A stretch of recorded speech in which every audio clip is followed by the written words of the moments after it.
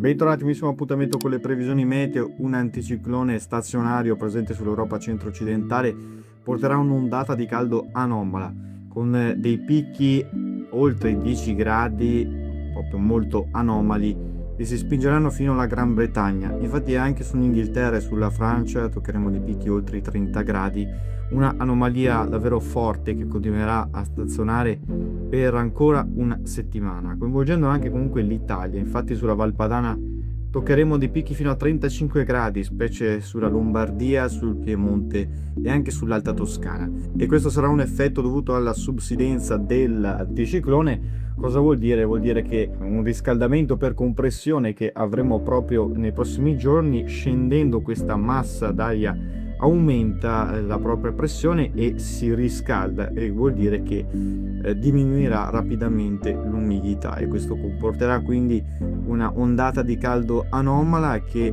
sarà da record molto probabilmente per la fine di maggio.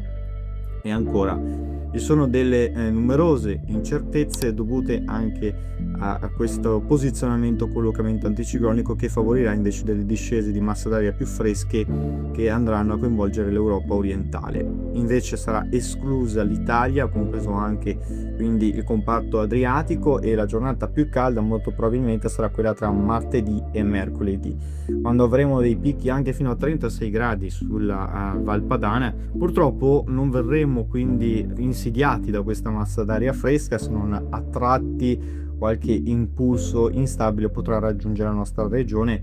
Il caldo invece africano, che sarà anche molto intenso, continuerà a stazionare tra la Francia, la Spagna e parte quindi del Mediterraneo occidentale. Questo consentirà quindi delle temperature molto sopra la media stagionale, con il peggio che sarà invece martedì, quando avremo, come vedete, in Val Padana dei picchi fino a 35 gradi, localmente 36, specie sulla Lombardia, sui grandi centri urbani, con AFA che sarà più elevata rispetto a questi giorni. Il sud invece risentirà un po' meno di questa ondata, comunque con temperature attorno ai 28 ai 31 gradi, con il mercoledì una giornata che vedrà però qualche infiltrazione umida arrivare proprio dai settori settentrionali, per apportare sulle regioni del nord-est, proprio sulle zone montane, quelle prealpine e dolomitiche, l'arrivo di qualche temporale di calore. Comunque questi temporali di calore saranno rapidi, dovuto quindi alla discesa di questa massa d'aria fresca sull'Europa nord-orientale, e apporterà quindi l'arrivo e la formazione quindi di